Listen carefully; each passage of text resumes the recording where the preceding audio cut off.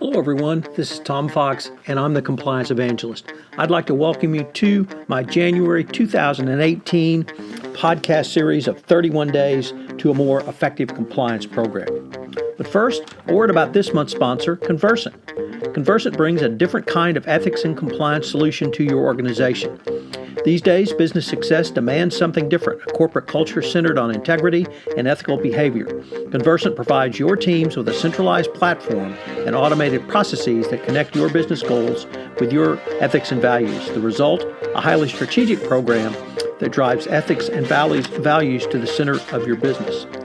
Through the use of the Conversant Ethics Cloud platform, it gives you the choice of what you need according to your compliance program maturity. As your compliance program progresses on its ethical journey, Conversant can meet the needs of your requirements with unified ease of use and all of your ethics compliance data in one place, increasing transparency and efficiency while reducing cost. If you have been following me over the past year, you know that I have gone on a one-year exploration of various components of a best practices compliance program. However, during this exploration, there were two very important documents released by the Department of Justice relating to a best practices compliance program. In February 2017, there was the Evaluation of Corporate Compliance Programs document, and in November 2017, there was the announcement of the new FCPA Corporate Enforcement Policy. Therefore, in this month of January, I'm going to lay out for you what should go into your best practices compliance program based upon the 10 hallmarks of an effective compliance program and these two documents. Over the next 31 days, I will be exploring the best way to more fully operationalize a compliance program using the most recent DOJ resources. I hope you will join me for the full 31 days as we engage in an exploration to a more effective compliance program. 31 Days to a More Effective Compliance Program is a part of the Compliance Podcast Network. Day 6, the Code of Conduct. What is the value of having a code of conduct? I've heard many business folks ask that question over the years.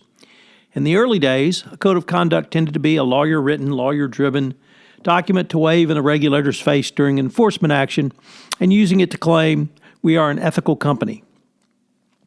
Is such a legalistic code effective? Is a code of conduct more than simply your company's internal law? What is it that makes a code of conduct effective? What should be the goal in the creation of your code of conduct? Those are just some of the questions that you need to consider when drafting or updating your code of conduct. In the 2012 FCPA guidance, the DOJ and SEC stated, a company's code of conduct is often the foundation upon which an effective compliance program is built. As the DOJ has repeatedly noted, the most effective codes are clear, concise, and accessible to all employees and to those conducting business on the company's behalf. Indeed, it would be difficult to effectively implement a compliance program if it was not available in the local language so that employees in foreign subsidiaries could access it and understand it. When assessing a compliance program, the DOJ and SEC will review whether a company has taken steps to make certain that the code of conduct remains current and effective, and whether a company has periodically updated its code of conduct. In the SCCE article, Essential Elements of an Effective Compliance Program, the authors noted that first and foremost, the standards of a code of conduct demonstrate the organization's overarching ethical attitude and its system-wide emphasis on compliance and ethics with all applicable laws and regulations. The article goes on to state, the code is meant for all employees and all representatives of the organization, not just those most actively involved in known compliance and ethics issues. This includes management, vendors, suppliers, independent contractors, which are frequently overlooked groups. From the board of directors to volunteers, the authors believe that everyone must receive, read, understand, and agree to abide by the standards of the code of conduct. There are several purposes which should be communicated in your code of conduct. The overriding goal is for all employees to follow what is required of them under the code of conduct. You can do this by communicating those requirements to providing a process for proper decision-making and then requiring all such persons subject to the code of conduct to put these standards into everyday business practice. Such actions are some of your best evidence that your company upholds and supports proper compliance conduct. The substance of your code of conduct should be tailored to your company's culture, its industry, and corporate identity. It should provide a mechanism by which employees who are trying to do the right thing in the compliance and business ethics arena can do so. The code of conduct can be used as a basis for employee review and evaluation. It should certainly be invoked if there is a violation. If your company's disciplinary procedures should be stated in your code of conduct. These would include all forms of discipline up to and including dismissal for serious violations of the code of conduct. Further, your code of conduct should emphasize it will comply with all applicable laws and regulations wherever it does business.